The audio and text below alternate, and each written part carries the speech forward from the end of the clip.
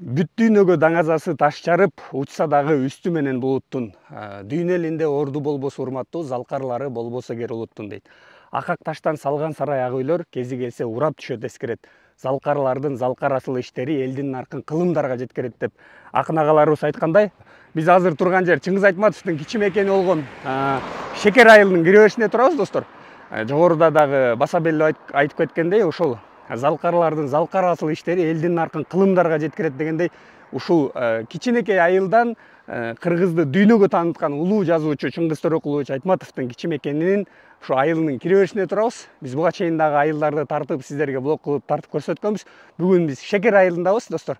Ушул Шекер айылында тарткан видеолор менен бөлүшөбүз. Бизди колдоп туруңуздар, баарыбызга ийгилик болсун, туугандар. Ааламга жол айылдан башталат дейт.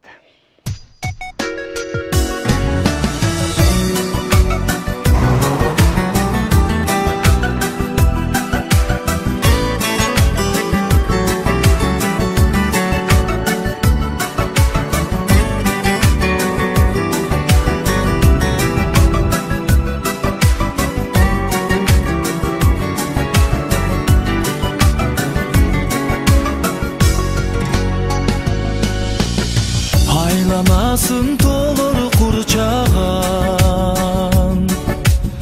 kayda yürüsöm estin çıkmağın. Bizdin ayıl ceridin sulusu, cılda varsam cılda suhtanam. Bizdin ayıl ceridin sulusu,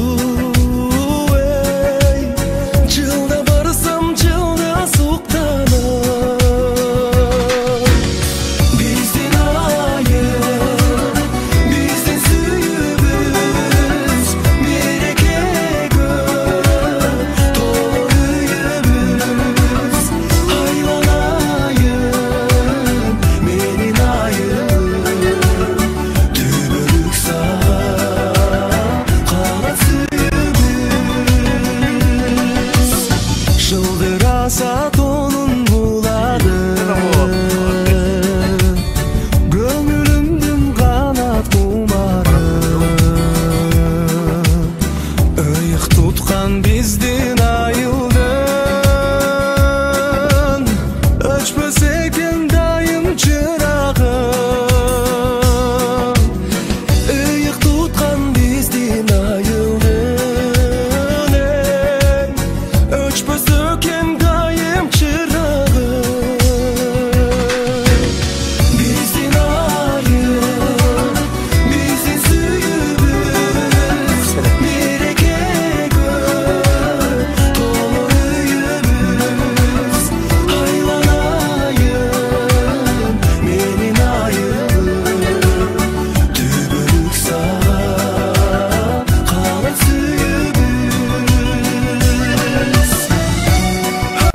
могул теректер болсо, адамдардын кулачы жеткис бир ушунчалык чоң теректерди сүрөттөлөт.